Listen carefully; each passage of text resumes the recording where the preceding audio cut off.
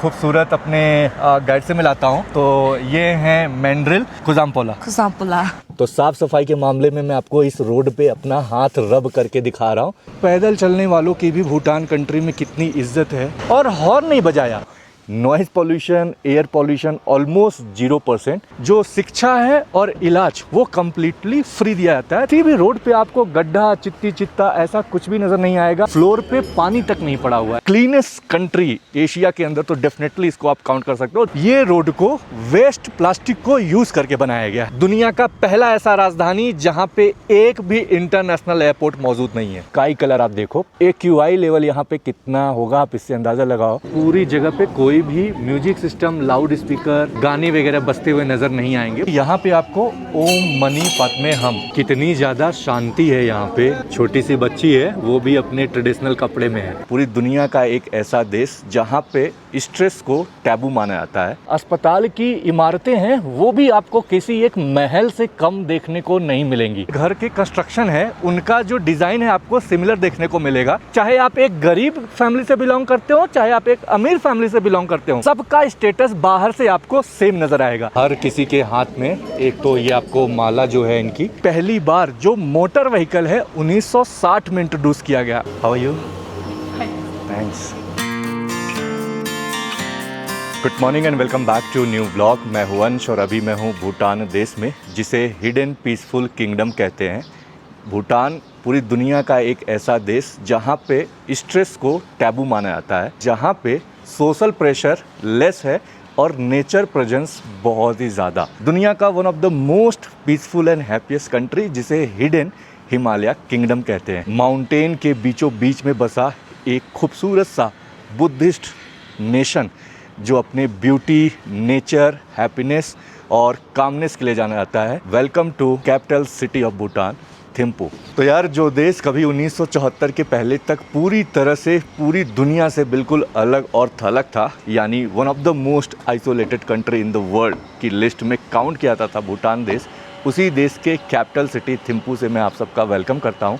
आज है अपना सेकेंड डे भूटान कंट्री के अंदर और इस वीडियो में मैं आपको दिखाने वाला हूं थिम्पू सिटी का सिटी टूर और साथ में वो कुछ शॉकिंग फैक्ट्स जिसको सुन के आप हैरान हो जाएंगे कि आखिर भूटान को पूरी दुनिया का सबसे यूनिक कंट्री क्यों कंसिडर किया जाता है। फ़िलहाल अभी सुबह के 8 बज चुके हैं। इंडिया और भूटान में अगर टाइम डिफरेंस की बात करें तो आधे घंटे का सिर्फ टाइम डिफरेंस है। और ये है अपने होटल के रूम से खूबसूरत कैपिटल सिटी का नज़ारा। थिम्पू वैली के अंदर बसा है ये पूरा थिम्पू शहर। तो बहुत ही प्यारा खूबसूरत सा पैनारोमिक व्यू इस थिम्पू कैपिटल सिटी का यहाँ से देखने को मिल रहा है। तो यार, मैंने आपको होटल नहीं दिखाया, तो ये है अपना होटल ओरोविला, जहाँ पे कल रात में हम लोग 8 बजे के आसपास पहुँचे हुए थे। 3 स्टार प्रॉपर्टी के अंदर ये कंसिडर किया जाता है। काफ़ी अच्छी प्रॉपर्टी है और इस प्रॉपर्टी के अंदर जो हमने टूर लिया हुआ है, यानी टूर किंगडम के थ्रू, तो ब्रेकफास्ट और डिनर हमारा इंक्लूडेड है। तो चल के ब्रेकफास्ट वगैरह पहले करते हैं और फिर निकल के आज पूरे इस दिन की हम शुरुआत करते हैं।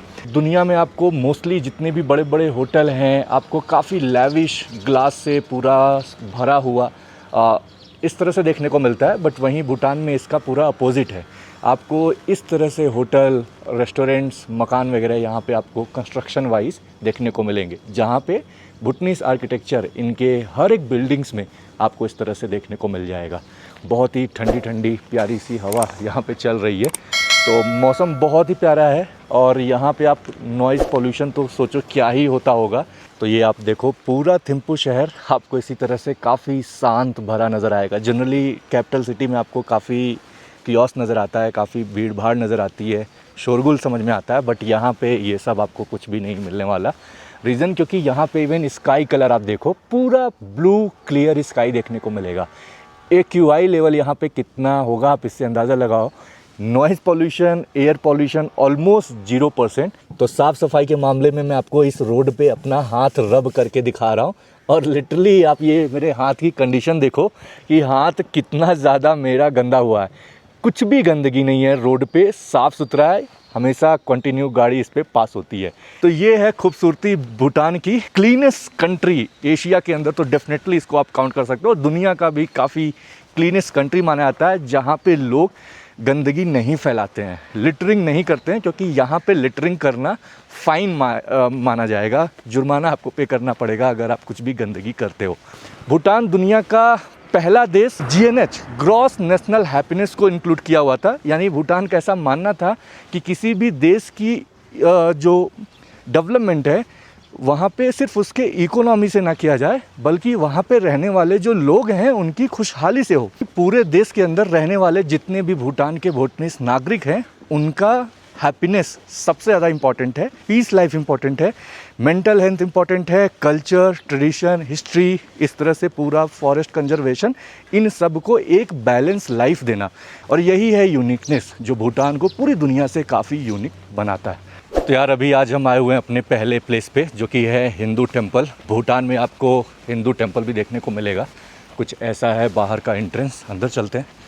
तो मंदिर में जाने से पहले आपको ये ध्यान रखना है कि आपको यहाँ पे फॉर्मल ड्रेस ही पहन के आना है, तो ही आपको एंट्री अलाउड है। मंदिर के अंदर क्या क्या एक्टिविटी होती है, तो सुबह मंदिर का जो ओपन टाइम है 7 बजे ये ओपन हो जाता है और 7 बजे तक शायद संध्या आरती रात में। सो मंदिर का जो मेन नाम है वो कुछ इस तरह से है। तो मंदिर में इंटर करते ही ये सामने आप देख रहे होंगे, यहाँ पे भगवान भोलेनाथ श्री शंकर जी की और साथ में लॉर्ड राम उनकी यहाँ पे इस तरह से ध्वज लगा हुआ है, झंडा लगा हुआ है पूरा। तो भूटान में जो मेन रिलीजन है वो है बुद्धिज़्म। उसके बाद सेकेंड रिलीजन जो डोमिनेटिंग है भूटान के अंदर वो है हिंदुज़्म। अराउंड 22 से 23% के आसपास की पॉपुलेशन भूटान के अंदर हिंदू कम्युनिटी की है और इनका अराइवल अराउंड 19 से 20th सेंचुरी के आसपास बोला जाता है। स्पेशली नेपाली कम्युनिटी जो यहाँ पे शुरू से रहते आए हुए हैं वो सारे लोग हिंदू कम्युनिटी को कंट्रीब्यूट करते हैं। यानी भूटान के अंदर जो मेन एथनिक ग्रुप्स हैं वो 3 हैं। पहला गालोप जो कि मेन बुद्धिस्ट कम्युनिटी बोले जाते हैं, स्पेशली थिम्पू, पारो, पुनाखा, इन सब हिस्सों में रहते हैं। दूसरा है सारचोप और तीसरे हैं लोपसाम्पा। अगर मैं सही से प्रोनाउंस नहीं कर रहा हूँ तो प्लीज़ मुझे करेक्ट करिएगा। तो जो लोपसाम्पा हैं वो हैं नेपाली कम्युनिटी जो कि हिंदू पॉपुलेशन को भूटान के अंदर कंट्रीब्यूट करते हैं। तो ये मंदिर का पिछला हिस्सा है, बहुत ही प्यारा खूबसूरत सा मंदिर है। पूरा स्टोन और मार्बल पूरा यूज़ किया गया है और उसमें भी अलग अलग जो देवी देवता गण हैं, भगवान हैं, उन सब की मूर्तियाँ यहाँ पे दीवार के हिस्सों में लगी हुई देखने को मिल जाएंगी। बाकी ये पूरा गार्डन प्यारा सा इन्होंने इसको तैयार किया हुआ है अलग अलग। पूरे इस मंदिर में हर जगह आपको इस तरह से टाइल्स देखने को मिलेगा, प्रॉपर शाइनिंग आप देखो। तो यार ये है मेन मंदिर का फ्रंट हिस्सा जिसको श्री देवी पंचायत मंदिर करके बुलाते हैं यहाँ के लोकल लोग। और बेसिकली यहाँ पे अंदर में आपको अगर थोड़ा सा जूम करके दिखाऊं तो देवी माँ की यहाँ पे आपको प्रतिमा बहुत ही खूबसूरत और विशाल नज़र आ रही होगी और बाजू में ही भगवान भोलेनाथ श्री शंकर जी का स्वरूप आप ये देख सकते हो। साथ में भगवान श्री राम जी की भी फ़ोटो यहाँ पे देखने को मिली। 2011 से लेके 12 के आसपास में इस मंदिर का कंस्ट्रक्शन बताया जाता है। पूरे मंदिर को बनाने में भूटान की गवर्नमेंट और भूटान के जो किंग हैं उनका मेन योगदान है। ये जो पूरा मंदिर का परिसर है, इसका जो लैंड है, ज़मीन है, इसको भी भूटान की रॉयल फैमिली और यानी भूटान की गवर्नमेंट ने डोनेट किया इस मंदिर को बनाने के लिए। इसका जो कंस्ट्रक्शन है उसमें मदद की है अपने भारत के जयप्रकाश एसोसिएट कंपनी ने, जिन्होंने इसके कंस्ट्रक्शन में और साथ में कुछ फंडिंग में मदद की, तब जाके ये पूरा मंदिर बन पाया, जिससे भूटान कंट्री के अंदर रहने वाले जितने भी हिंदू धर्म के लोग हैं वो आके यहाँ पे पूजा पाठ करते हैं। इसी के बाजू में ही मंदिर में ही आपको ये भगवान भोलेनाथ श्री शंकर जी का बहुत ही विशाल शिवलिंगम नज़र आएगा। यहाँ पे आके आप मत्था टेक सकते हो। कहीं पे भी आपको गंदगी नज़र नहीं आएगी, कहीं पे भी आपको मक्खी वगैरह नज़र नहीं आएगी, जिस तरह से इसको इन्होंने मेंटेन किया हुआ है। नवग्रह देवी देवतागढ़ जो हैं उनकी यहाँ पे प्रतिमा अंदर, फ़ोटो फ्रेम जो है अंदर, यानी पूरा स्टोन का स्टैचू है वो। और ये पूरा हवन कुंड है। तो सामने एक छोटा सा घर जैसा दिख रहा है, उसमें जो गेट है, दरवाज़ा, भगवान गणेश गजानन की बहुत ही प्यारा गेट लग रहा है। तो यार ये है पूरा खूबसूरत सा थिम्पू का पैनारोमिक व्यू इस हिंदू टेम्पल से। बहुत ही प्यारा सा व्यू आपको नज़र आ रहा होगा। तो इस थिम्पू शहर का जो एलिवेशन है समुद्र तल से वो अराउंड 7,657 फीट के आसपास बोला जाता है। इस वजह से यहाँ का जो टेम्परेचर है, क्लाइमेट, हमेशा आपको ठंडा महसूस होगा। तो किसी भी देश के अंदर उसके नागरिक के लिए सबसे इम्पॉर्टेंट चीज़ होती है हेल्थ केयर, जो कि सबसे इम्पॉर्टेंट पहलू है किसी भी इंसान की लाइफ का। और अगर वो चीज़ आपके लिए आपकी सरकार की तरफ से फ्री हो जाए तो आपको कैसा महसूस होगा। भूटान दुनिया का एक ऐसा देश जो कि है तो स्टार्टिंग से किंगडम, बट उसके बावजूद भी यहाँ पे रहने वाले सभी नागरिकों को जो इलाज है वो मुफ्त में मिलती है। तो अभी मैं आपको भूटान कंट्री का जो गवर्नमेंट हॉस्पिटल है वो दिखाता हूँ। सामने वाली जो बिल्डिंग आपको नज़र आ रही है ये है mother and child hospital. Building आप देखो पहले, भूटान की जो अस्पताल की इमारतें हैं वो भी आपको किसी एक महल से कम देखने को नहीं मिलेंगी। जिस तरह से ये हॉस्पिटल का डिज़ाइन है, कंस्ट्रक्शन लाजवाब है। आप खुद देखो, पूरा रॉयल टच आएगा। यहाँ पे भी हॉस्पिटल के अंदर भी सारी की सारी जितनी खिड़कियाँ हैं उनका जो बाहर का डिज़ाइन है उसमें आपको भूटनीस आर्किटेक्चर सारा कुछ देखने को मिलेगा। ये वाला जो ग्रीन शेड का हिस्सा आपको दिख रहा है ये है भूटान का सबसे बड़ा थिम्पू सिटी के अंदर जनरल हॉस्पिटल, जहाँ पे भूटान के सारे नागरिक यहाँ पे आके अपना इलाज मुफ्त में कराते हैं। और ये है सामने बिल्डिंग जो आप देख रहे हो, यहाँ का आँख का अस्पताल, आई हॉस्पिटल, जहाँ पे आँख से रिलेटेड यहाँ पे लोग इलाज करने के लिए आते हैं। पूरे भूटान के अंदर जितने भी लोग हैं उनको जो हेल्थ केयर है वो फ्री में मिलता है। चाहे वो इलाज कराना हो, जांच कराना हो, ब्लड लेना हो, हर एक चीज़ यहाँ पे फ्री है उनकी सरकार की तरफ से, उनकी गवर्नमेंट की तरफ से, उनकी राजा की तरफ से। यानी उन्हें किसी भी चीज़ के लिए इलाज के वक्त पर्ची चाहे कटाना हो, चाहे उन्हें एक अपॉइंटमेंट लेना हो, किसी भी डॉक्टर को रेफ़र करना हो, दिखाना हो, किसी भी नागरिक को कोई भी पेमेंट नहीं करना होता है। वो यहाँ पे जाके अच्छी डॉक्टर से अपने बीमारी का इलाज करा सकते हैं। एजुकेशन भी फ्री है, यानी यहाँ पे हर एक नागरिक को जो शिक्षा है और इलाज वो कम्प्लीटली फ्री दिया जाता है, ताकि वो अपने लाइफ को कम खर्चे में या बिना खर्चे के भी जी सकें। जो एक बेसिक रिक्वायरमेंट होती है किसी भी इंसान को, शिक्षा, इलाज, पानी, बिजली, वो अगर अच्छे से मिल जाए तो यही सबसे इम्पॉर्टेंट हिस्सा होता है जो उसके कॉस्ट ऑफ लिविंग को बहुत ही मिनिमाइज़ कर देता है। और यही सारे रीज़न हैं जिसकी वजह से भूटान के अंदर रहने वाले जो उनके नागरिक हैं वो हमेशा खुश रहते हैं। कई बार कुछ इलाज जो यहाँ पे नहीं हो सकते, बाहर जब उन्हें जाना पड़ता है, अपने इंडिया कंट्री आना पड़ता है या किसी दूसरे देश में जाना पड़ता है, उसका भी खर्चा यहाँ पे इनकी सरकार उठाती है। तो यार अभी आज हम लोग आए हुए हैं नेशनल मॉन्यूमेंट साइट बोला जाता है, नेशनल मेमोरियल चौर्टेन। तो भूटान के अंदर स्तूपा को चौर्टेन करके बोलते हैं। बेसिकली ये भूटान के अंदर जो भूटान के थर्ड किंग थे उनकी याद में उनकी मदर ने इनको 1974 के आसपास इसको बनवाया हुआ था। और काफ़ी रिलीजियस प्लेस है, तो काफ़ी जायंट इस तरह से प्रेयर व्हील आपको देखने को मिलेंगे। और इस तरह से हमेशा इसको क्लॉकवाइज आपको घुमाना होता है और कई बार जनरली इसको 108 बार रोटेट करना होता है। यानी 108 बार आप चाहे तो राउंड चक्र परिक्रमा भी कर सकते हो और साथ में इसको इस तरह से रोटेट भी कर सकते हो। यहाँ पे आपको ओम मनी पद्मे हम जो इस तरह से मंत्र होता है उसको चैंट करते हुए काफ़ी लोग आपको मिल जाएंगे। जैसे ये कुछ लोग यहाँ पे बैठे हुए हैं जो लगातार हाथ से इसको रोटेट कर रहे हैं और इस तरह से जो मंत्र है ओम मनी पद्मे हम, ओम मनी पद्मे हम, जो पूरा ये श्लोक होता है इसको ये लोग चैंट करते रहते हैं। बहुत ही अच्छी सी साउंड आ रही है, ध्वनि आ रही है इसकी। और पूरा गोल्डन कलर का जैसे प्रेयर व्हील होता है वो यहाँ पे आपको देखने को मिलेगा। तो मैं भी थोड़ा सा यहाँ पे इस तरह से रोटेट कर रहा हूँ। खैर आप चाहो तो पूरा एक बार राउंड लगाओ, 11 बार लगा सकते हो, 108 बार लगा सकते हो, आपके ऊपर है। तो ये पूरा कॉम्प्लेक्स है, बहुत ही प्यारा सा इन्होंने गार्डन भी इसके बाहर वाले हिस्से में मेंटेन किया हुआ है। बेसिकली ये 3 फ्लोर का पूरा आपको स्तूपा देखने को मिलेगा। सबसे पहले लोअर सेक्शन है, फिर मिडिल है, फिर सबसे अपर वाला सेक्शन है। भूटान के अंदर जितने भी इस तरह से आप प्लेस को घूमने के लिए जाएंगे जो कि टूरिस्टिक साइट भी है, वहाँ पे आपको एंट्री फ़ी पे करनी होगी। और एंट्री फ़ी यहाँ पे मिनिमम 500 इंडियन रुपीज़ के आसपास आपको पे करना होगा। कहीं कहीं पे 1000 भूटानिस नुट्रम है। तो यहाँ पे भी अंदर आने के लिए मैंने 500 भूटानिस नुट्रम पे किया, टिकट मिला, जिसको लेने के बाद फिर जाके हम इस पूरे खूबसूरत से चौर्टेन को घूम सकते हैं। तो जितने भी लोग हैं सबके हाथ में आपको माला ज़रूर दिखेगी। तो वो लोग परिक्रमा के साथ साथ माला को लेके लगातार उसको चैंट कर रहे हैं और ओम मनी पद्मे हम, ओम मनी पद्मे हम, ये जो चैंट करते हुए आपको रोटेट करते हुए नज़र आएंगे। तो कई टूरिस्ट भी यहाँ पे परिक्रमा कर रहे हैं।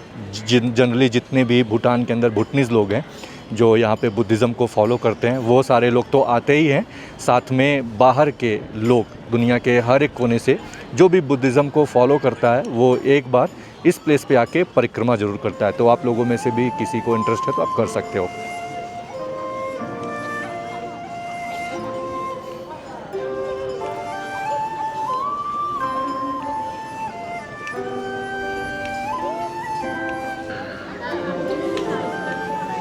तो देखिए यहाँ पे इस तरह से काफ़ी छोटे बड़े अलग अलग आकार के जो लैंप हैं वो जलाए गए हैं। जनरली ये सारे बटर लैंप होते हैं। अच्छा है, कितना ऑर्गेनाइज है। यहाँ पे पीने का पानी वगैरह भी प्रॉपर नल वगैरह इंस्टॉल किया हुआ है।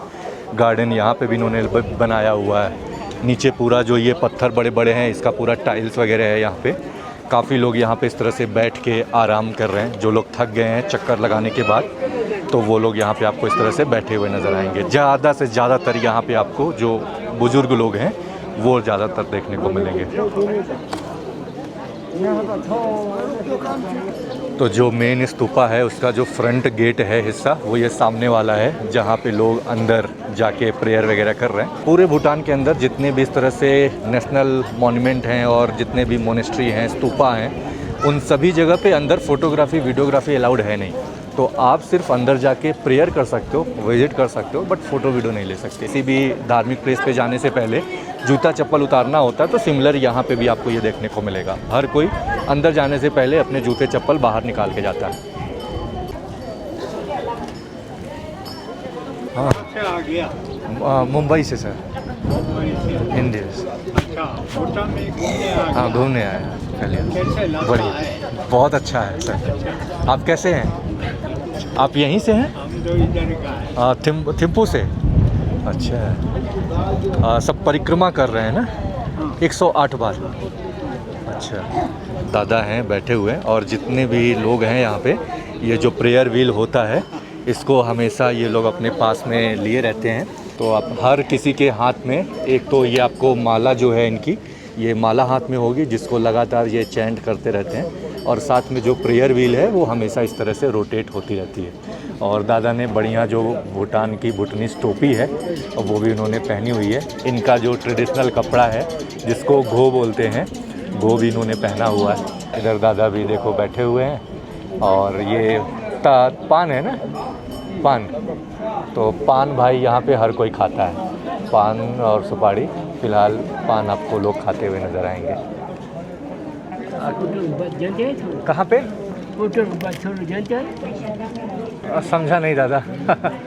कुछ तो दादा यार बोलने की कोशिश कर रहे हैं, मैं समझ नहीं पा रहा हूँ एक्चुअली वो कहना क्या चाह रहे हैं। वॉलपेपर नहीं है ये लिटरली बाकायदा हाथ से इसको ये लोग कार्व करके पेंट करके, आर्टिस्ट जो हैं वो सारे लोग इनके भूटान के भूटनीज़ कल्चर में जो जो रिलीजियस सिंबल हैं और कल्चर से रिलेटेड हैं वो सारा कुछ आपको देखने को मिलेगा।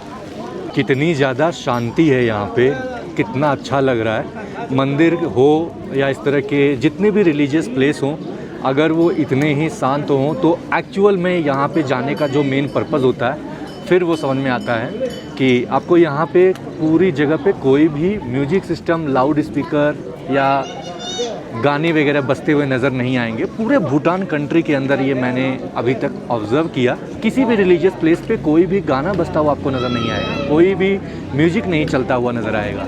आप आओ मंदिर में, रिलीजियस प्लेस पे, जो भी आपको पूजा पाठ करना है, ध्यान लगाना है, मेडिटेशन करना है वो आप करो और आप निकल जाओ। ये है ब्यूटी। सेकेंड चीज़, पूरी मंदिर कॉम्प्लेक्स में अगर आप देखो कहीं पे भी एक भी प्लास्टिक का टुकड़ा, कोई भी ट्रैश, कोई भी गंदगी आपको कहीं भी नज़र नहीं आएगी। इतना ज़्यादा साफ़ सफाई ये लोग मेंटेन करके रखे हुए हैं। फ्लोर पे पानी तक नहीं पड़ा हुआ है कहीं पे भी, ऐसा नहीं कि आपको गिरने का डर हो, चलने में कोई प्रॉब्लम हो। वॉक कर रहे हैं जितने लोग परिक्रमा कर रहे हैं उनके लिए प्रॉपर ये वाला एरिया सरफेस है। और कुछ लोगों को जिनको थोड़ा सा अगर घूमना है तो पीछे वाले हिस्से में पूरा प्रॉपर चलने के लिए बाकायदा टाइल्स को बना के इन्होंने रोड तैयार किया हुआ है जहाँ पे आप और परिक्रमा कर सकते हो। छोटी सी बच्ची है वो भी अपने ट्रेडिशनल कपड़े में है, प्यारा सा जो उसका कीड़ा है वो उसने पहना हुआ है, कितनी क्यूट लग रही है। दोनों बहनें हैं।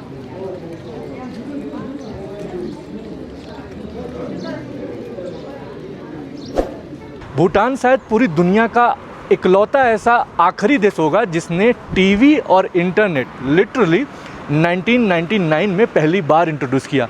यानी 1999 के पहले तक भूटान में इंटरनेट और टीवी की सर्विस नहीं हुआ करती थी। रीज़न इसका ये था कि भूटान के अंदर यहाँ के राजा का ऐसा मानना था कि उनका जो कल्चर है और वेस्टर्नाइज लाइफ स्टाइल है वो इनके कल्चर को कहीं डिस्टर्ब ना करे, जिसकी वजह से बहुत ही लेट में जाके उन्होंने टीवी और इंटरनेट को इंट्रोड्यूस किया। फ़िलहाल ज़्यादातर आपको गाड़ियाँ देखने को मिलेंगी, बट कुछ इस तरह से बाइक भी आपको देखने को मिल जाएंगी। बाइक जनरली बहुत ही कम देखने को मिलती हैं भूटान में, ज़्यादातर आपको कार ही देखने को मिलेंगी। तो जहाँ जहाँ पे बीपी लिखा हुआ है भूटान प्राइवेट है, जहाँ पे बीटी लिखा होगा वो है भूटान टैक्सी। तो ये जो सामने बिल्डिंग दिख रही है ये भूटान कंट्री के अंदर गार्डन ऑफ पीस करके एक ग्रुप है, वॉलंटियरिंग सर्विस होते हैं उनको किया करते हैं। तो उसका ये हेड ऑफिस है। पूरे भूटान कंट्री के अंदर स्पेशली जब भी कोई स्पेशल ओकेज़न होता है या कोई एक्टिविटी होती है उसमें अपने देश के लिए अलग अलग भूमिका निभाते हैं। तो ये काफ़ी यूनिक इनिशिएटिव भूटान कंट्री के अंदर भूटान के जो राजा हैं उन्होंने स्टार्ट किया, जहाँ पे ऐसा बोला गया कि ये ग्रुप ऑफ पीपल अपने देश के लिए वॉलंटियरिंग का काम करेंगे, अपने लोगों के लिए, अपने देश के लिए। तो भूटान कंट्री को 1950 के पहले तक अगर आप देखोगे पुराने हिस्ट्री में जाके तो बहुत ही लेस डेवलप था। इंफ्रास्ट्रक्चर नहीं था, कंस्ट्रक्शन नहीं था इतना, इवन इनके पास इनकी खुद की करेंसी नहीं थी, ना ही पोस्ट कार्ड यानी डाक सेवा यहाँ पे हुआ करते थे, इवन पक्की सड़क तक नहीं हुआ करती थी। भूटान कंट्री में पहली बार जो मोटर व्हीकल है 1960 में इंट्रोड्यूस किया गया। अब आप अंदाज़ा लगा लो। और ये जो रोड आप देख रहे हो मेरे पीछे, ये रोड को वेस्ट प्लास्टिक को यूज़ करके बनाया गया। हाँ, मतलब भूटान कंट्री के अंदर पहले के टाइम पे इतनी साफ़ सफाई, तब उतनी ज़्यादा लोग जैसे कुछ लापरवाही करते थे, तो उन्हीं सब चीज़ को ध्यान में रख के जितने भी आसपास के हिस्सों में प्लास्टिक को लोग फेंका करते थे उनको कलेक्ट करके प्लास्टिक को, वेस्ट प्लास्टिक को यूज़ करके इस सड़क को बनाया गया है।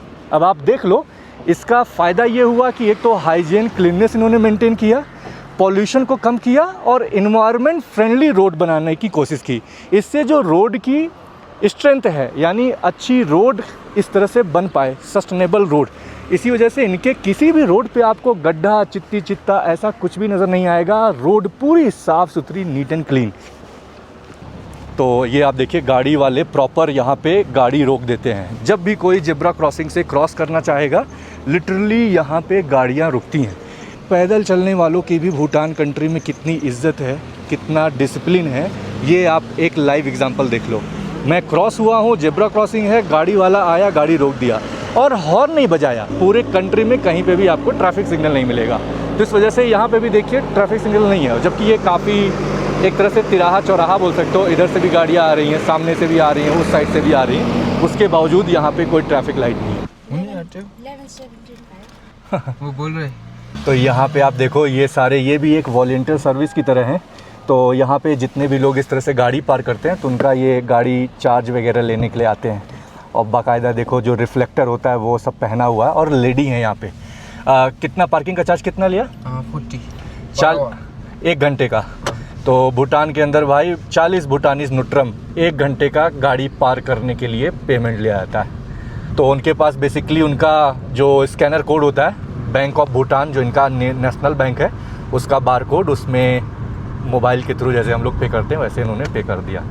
सब कुछ सिस्टमैटिक। तो यार अभी मैं आपको खूबसूरत अपने गाइड से मिलाता हूँ। तो ये हैं मैंड्रिल खुजामपोला। तो मैंड्रिल, सबसे पहले आप कैसे हो? मैं बहुत अच्छा हूँ, आप कैसा है? मैं भी बहुत अच्छा हूँ और आपकी स्माइल बहुत प्यारी है। Thank you so much. तो यार मैंड्रिल को देख के काफ़ी अच्छा लग रहा है। आप थिम्पू से हो? आपका मेरा होम टाउन है पारो से और अभी काम की वजह से मैं थिम्पू में सेटल्ड हूँ। और टूरिज़्म में आप कब से इन्वॉल्व हो? टूरिज़्म में अभी काम करके लगभग 2 साल ज़्यादा हो गया। ऑलमोस्ट 3 साल जी। अच्छा। अब मैं आपको भूटान कंट्री के अंदर जो भूटान का नेशनल ड्रेस कोड सिस्टम है वो एक्सप्लेन करने वाला हूँ, क्योंकि भूटान की ब्यूटी इस तरह के लैंडस्केप में नहीं, उनके कल्चर में भी दिखता है। ये इनका सिर्फ नेशनल ड्रेस नहीं, ये इनकी नेशनल आइडेंटिटी प्लस भूटान के अंदर उनका लॉ और कल्चर को रिप्रेजेंट करता है। जी, जनरल में बोलेगा तो जो लड़का पहनता है उसको गो बोलते हैं और जो लड़की पहनते है उसको किरा बोलते हैं। पर सेपरेटली बोलेगा तो जो अंदर मैंने पहना है उसको वोंजू बोलते हैं, रेड वाला वोंजू। अच्छा। और जो मैंने बाहर से येलो पहना है उसको तेगो, और जो मैंने नीचे पहना है उसको कीरा। अच्छा, मिला के 3 सेट। कीरा यानी नीचे वाला, नीचे वाला। पूरा कीरा बोलते हैं या सिर्फ नीचे को कीरा बोलते हैं? कीरा। अच्छा, कीरा नीचे कीरा। होगा। ये और- भी सेपरेट है दोनों। अच्छा, जी, ये अलग अलग से लगाना पड़ता है। अच्छा, ये सिल्क है या वुवन, जी, मतलब प्योर सिल्क। प्योर सिल्क कपड़े हाँ, का बना जी। होता है? और ये हाथ से बनता है मशीन और से? कीरा हैंड वुवन। अच्छा, इसके पैटर्न और इसके कलर भी अलग अलग हो जी, सकते हैं। और ये मैंने सुना कि काफ़ी महंगा होता है। ऑन एन एवरेज इसका प्राइस क्या है? मिनिमम रेंज हाँ? होता है 1500 to 2000 के रेंज में। सबसे बेसिक अगर आप देखोगे तो 1500 रुपए से लेके ये 10, 15, 20, इवन यहाँ तक कि 1.5 से 2 लाख रुपए तक के भी जी, आते हैं। जी। स्पेशली जब ये लोग शादी जब भूटान में होती है, कोई कल्चरल इवेंट होता है, फेस्टिवल के लिए अटेंड करने के लिए भी पहनता है, तो वो लोग एक्सपेंसिव, वो कपड़े एक्सपेंसिव होता है। क्योंकि उसमें काम, हाथ की कारीगरी और उसमें जो कार्विंग होती है, It's कढ़ाई like, होती है, yeah, वो जी, बहुत ही जी। यूनिक होती है। जी। तो भूटान के अंदर जो ड्रेस कोड का सिस्टम होता है उसको दिगलाम नामझा करके बुलाया जाता है। ये पूरा सिस्टम है जिसके अंदर मैंने आपको बताया कि national identity plus law plus culture तीनों को रिप्रेजेंट किया जाता है, जो कि भूटान के अंदर भूटान रॉयल फैमिली की तरफ से एक ड्रेस कोड सिस्टम को इम्प्लीमेंट किया गया था। जितने भी गवर्नमेंट प्लेसेस हो गए, स्कूल हो गए, ऑफिसेस हो गए, स्पेशली जो रिचुअल्स हो गई, हाँ, और जी। कहाँ कहाँ जहाँ पे आपको ये पहन के जाना ही है? स्कूल्स, ऑफिसेस, जहाँ पर रिचुअल्स होता है, टेम्पल्स, फोर्ट्रेसेस, मोनास्ट्रीज, सब जगह में मैंडेटरी है, जी, mandatory। आपको पहन के जाना ही है। जी। उसने बाहर पहना है, इस होल को गो बोलते हैं, और जो वाइट वाला उसने अंदर से पहना है उसको लागे भी बोलते हैं, शांजा भी बोलते हैं। सांजे एंड लागे। लागे है। और ये अलग से होता है या इसी के अंदर ये? अंदर अलग से पहनना पड़ता है इसको। और ये क्या इसमें सिलाई इसके साथ इसको होती है? पिन से इसको होल्ड करके रखता है, पिन मतलब- लगा के। इसके साथ ये जुड़ा नहीं है, जी अलग से है। जी। एक ऐसे स्लीव, सिर्फ स्लीव में, हाँ? और एक मेरे जैसे ऐसे जैसे अच्छा, जेने में अंदर, अंदर ओके। से लगाए। एक सिर्फ हाथ में पहना जा सकता है, एक आप फुल कपड़े की तरह भी जी, पहना जा जी। सकता है। और पुरुष वर्ग में जो जूता है और मोजा आप देखोगे इनके यहाँ पे ये लॉन्ग फॉर्म होता है। और एडमिनिस्ट्रेटिव ऑफिस में जाएगा तो लॉन्ग ही पहनना पड़ता है। अच्छा। जी। और शूज भी ऐसा फॉर्मल शूज ही पहनना पड़ता है। अच्छा। जैसे स्नीकर वगैरह पहनेगा तो नहीं होगा, Allowed नहीं है। अलाउ नहीं है। अच्छा, जी। और बेल्ट भी पहनना पड़ता है बेल्ट ही पहनना पड़ता है। इन मेल को? जी। अच्छा, ये इसको क्या बोलते हैं लोकल में? कैरा। केरा। और ये किसका बना होता है? कोई वूल या वूल से बना हुआ है, और कोई हैंड वूवन नॉर्मल कपड़े से? नॉर्मल कपड़े से। उस पे कार्विंग डिजाइन होती है, जी, कढ़ाई जी। होती है। बट एक फनी पार्ट मैं ऐसे ही जस्ट आप लोगों के लिए बताना चाहूँगा, दुनिया का सबसे बड़ा पॉकेट भी इसको बोला जाता है। जैसे भाई ने देखिए, ये ऐसा इसका हिस्सा है कि इसमें काफ़ी सामान रखा जा सकता है। इन केस अगर आप बाजार जा रहे हैं और आपके पास कुछ हाथ में कैरी करने के लिए सामान ना हो तो आप इसके अंदर रख सकते हो। मैं भी आ जाऊँगा। पॉकेट पीछे तक है pocket। पीछे तक है? हाँ। मतलब ये लाइक pocket कहाँ कहाँ? अंदर से लेके उधर पीछे तक पॉकेट है। अच्छा जी। तो काफ़ी बड़ा पॉकेट भी है इनका। तो यार ये है भूटान की ड्रेस कोड सिस्टम, जो पूरे भूटान के अंदर जितने भी भूटानीज लोग हैं वो हर जगह आपको स्पेशली पहने हुए नज़र आएंगे। तो यार अभी हम लोग एक व्यू पॉइंट पे आए हुए हैं। ये एक ऐसा व्यू पॉइंट है जहाँ से आप भूटान कंट्री की राजधानी थिम्पू का बहुत ही प्यारा खूबसूरत सा पूरा शहर और जो भी इम्पोर्टेंट और हिस्टोरिकल बिल्डिंग्स हैं वो देख सकते हो। भूटान कंट्री के अंदर जितने भी घर के कंस्ट्रक्शन है उनका जो डिज़ाइन है आपको सिमिलर देखने को मिलेगा। तो उसके पीछे का रीज़न आप सोचिए कि यहाँ के राजा की ये सोच थी कि जितने भी लोग इस देश के अंदर रह रहे हैं वो सारे लोग एक समान दिखें। इसी वजह से उन्होंने जितने भी मकान यहाँ पे भूटान के अंदर आपको देखने को मिलेंगे, चाहे कैपिटल सिटी थिम्पू हो, पारो हो, पुनाखा हो, हर जगह जहाँ भी आप जाओगे आपको सिमिलर तरह के कंस्ट्रक्शन देखने को मिलेंगे। ऐसा इसलिए किया गया ताकि अमीर गरीब, ऊंच नीच, जात पात, मिनिस्टर हैं या आप यहाँ पे राजा हैं, विधायक हैं, मंत्री हैं, किस दर्जे पे आपकी लाइफ स्टाइल है, कितने अमीर और कितने गरीब हैं, वो सारी चीज़ें भूटान के अंदर भाई जीरो हो जाती हैं। सबका अगर घर का कंस्ट्रक्शन सेम जैसा दिख रहा है तो आप भले ही अपनी लाइफ में कितने ही पैसे वाले क्यों ना हो, क्या घर के अंदर मौजूद है किसी को नहीं लेना देना। आप कितने अमीर हैं उससे किसी को कोई फ़र्क नहीं पड़ने वाला है। आपके पास कितनी वेल्थ है, कितनी गाड़ियाँ हैं, कितने आपके पास प्रॉपर्टी है, कोई हिसाब किताब नहीं है। क्योंकि बाहर से हर एक मकान, चाहे आप एक गरीब फैमिली से बिलोंग करते हो, चाहे आप एक अमीर फैमिली से बिलोंग करते हो, सबका स्टेटस बाहर से आपको सेम नज़र आएगा। ये है मेन रीज़न भूटान कंट्री के अंदर जिसकी वजह से यहाँ पे घरों के ऊपर के जो शेड हैं वो यूनिफॉर्म किए गए। इसी वजह से यहाँ पे जितने भी ये सारे मकान आपको दिख रहे हैं ये रेसिडेंशियल अपार्टमेंट हैं। यहाँ पे अपार्टमेंट भी आप देख लो सिर्फ 3 से 4 फ्लोर के आपको देखने को मिलेंगे, यानी घर वगैरह।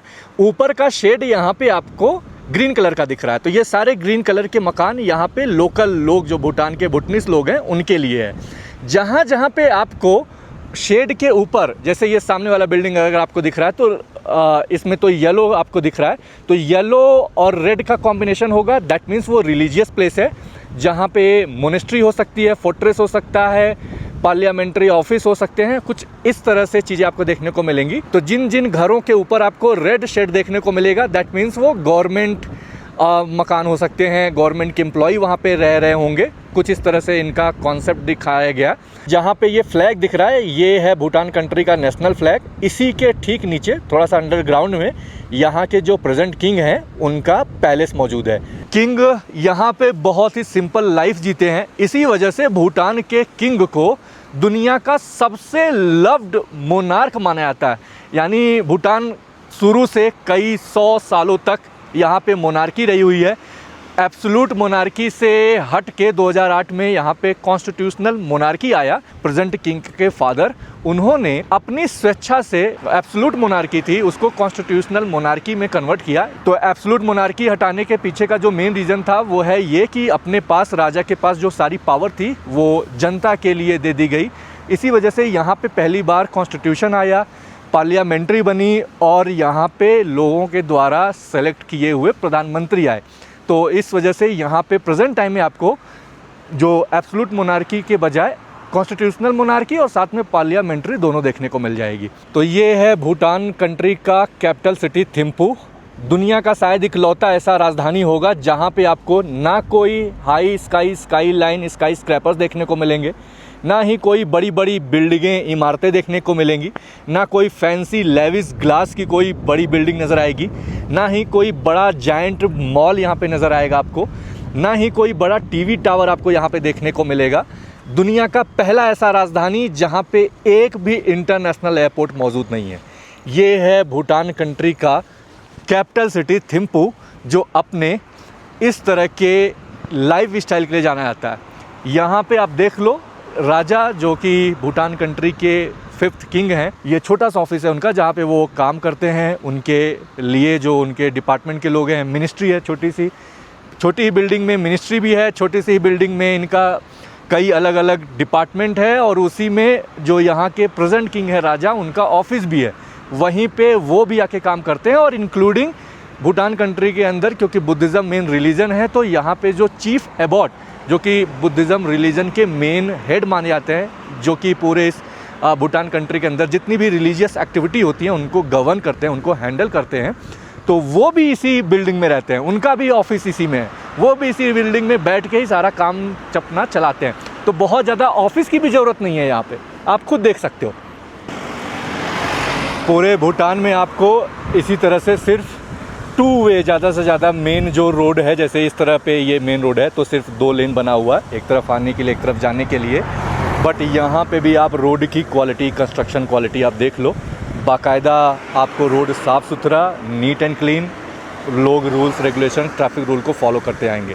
तो यार अभी हम लोग आए हुए हैं रॉयल टाकिन प्रिजर्व, भूटान कंट्री का जो नेशनल एनिमल है जिसको टाकिन बोला जाता है, उसको देखने के लिए। तो यहाँ पे भी आपको भाई एंट्री फ़ी देनी होगी, अराउंड 300 भूटानीज नुट्रम। ये है यहाँ का टिकट काउंटर। गाइड आपके पास होना मैंडेटरी है, बिना गाइड के आपको यहाँ पे टिकट नहीं मिलने वाला।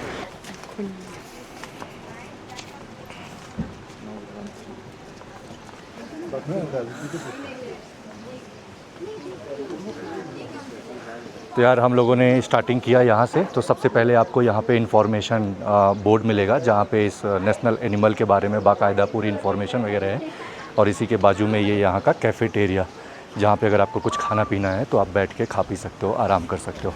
बाकी ये पूरा इस तरह से लोहे का पूरा पैसेज बना हुआ है, रेलिंग वगैरह लगा हुआ है, जिसको यूज़ करके आप पूरे इस नेशनल पार्क को अच्छे से आराम से घूम सकते हो। So right now we are at Takin Preserve. It's also known as, it's also considered as a small mini zoo. So they have brought these takins because even if they take these takins to the forest freely, they doesn't go around much. So because of that, they have kept here. तो यार अभी आप लोग देख रहे हो tuck in को, जो कि भूटान का नेशनल एनिमल है। बहुत ही यूनिक एनिमल, बहुत ही ज़्यादा शांत, कुछ लोग इसको लेजी भी बोलते हैं। आगे का हिस्सा आप देख सकते हो कि पूरा इसका गोट बकरी का जो सर होता है वो है, पीछे का हिस्सा जैसे गाय की बॉडी होती है उसके शेप में है। दुनिया का one of the rarest animal में काउंट किया जाता है, स्पेशली जो बर्फीले पहाड़ होते हैं या माउंटेन का हिस्सा जैसे अल्पाइन फॉरेस्ट और इन सब हिस्सों में ये सिर्फ पाया जाता है। It's kind of less numbers, so they're bringing the takins here to meet together so that they can increase the number of the takins. And how the takin was created is like there's a place, a district called Wandi Phodrang, and in that Wandi Phodrang there's a village called Samtinga. In that village, they had a festival. In that festival, during that time, a Tibetan saint called Rupakile, the divine madman, also witnessed that festival. During that time, that festival, the devotees and the local people of that village asked him to perform his supernatural power. For that reason, he asked the people and the devotees of that place to offer him a whole feast of a goat and a whole feast of a cow, bull. अच्छा। So he devoured that. After devouring that fully, with the bones, he created this takin with the help of that goat bone and the bull bone. So that's why the head part it looks like a goat and the body part it's like a bull. तो इनकी जो height है वो around 68 से 140 centimetre के आसपास हो सकती है, और अगर ये मेल होगा तो वेट के हिसाब से 300 से लेके 850 किलो तक आपको देखने को मिलेगा। फीमेल के केस में 200 से लेके 500 केजी तक।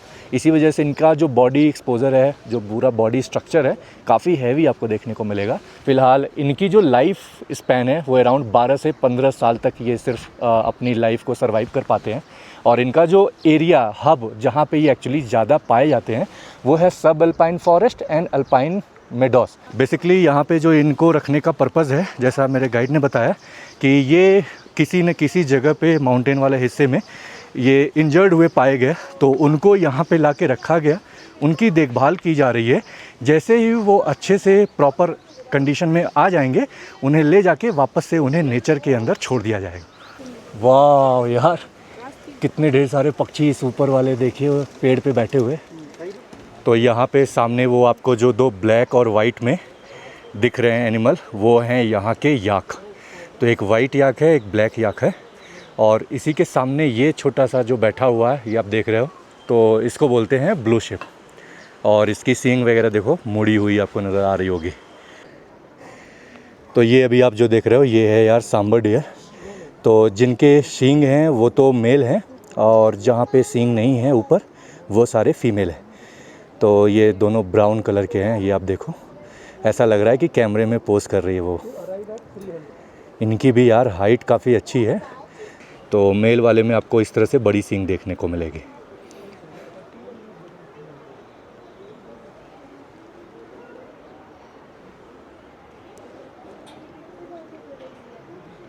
तो एक छोटा सा बच्चा भी देखने को मिला, सांबर डियर ही है, छोटा बेबी है, अपने माँ के पास है।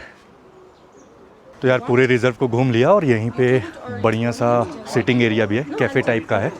तो ये आप देखिए, अगर आपको चाय कॉफ़ी पीना है तो कॉफ़ी वगैरह यहाँ पे सर्व हो रही है। पूरा कैफेटेरिया है, डोनट वगैरह भी है, अगर आपको खाना है, पेस्ट्री है, इधर केक वगैरह भी है। तो मैं यहाँ से अभी एक पानी की बोतल और समोसा भी भाई यहाँ पे मिल रहा है, और इधर ये कुछ कुकीज़ आइटम है, बिस्किट वगैरह है, बेकरी के आइटम्स हैं, ये सारा कुछ यहाँ से आप ले सकते हो। तो आराम से पूरा अच्छा सा टाइम स्पेंड कर सकते हो, बढ़िया है। तो यहाँ पे पानी ऑर्डर किया मैंने, और साथ में वेज समोसा खाते हैं, थोड़ा सा आराम करते हैं, फिर आगे निकल के आपको बाकी हिस्से दिखाते हैं।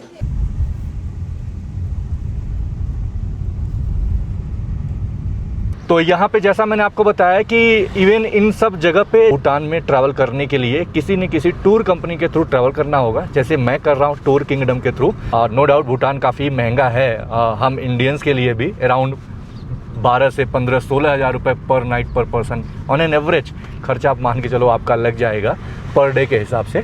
तो मैं रिकमेंड करूंगा कि आप कोई टूर ले लो। मैंने लिया है टूर किंगडम के थ्रू। ये रहा उनका contact details, official website, contact number वगैरह, व्हाट्सअप नंबर वगैरह। आप इनसे बात करके अपना टूर बुक कर सकते हैं।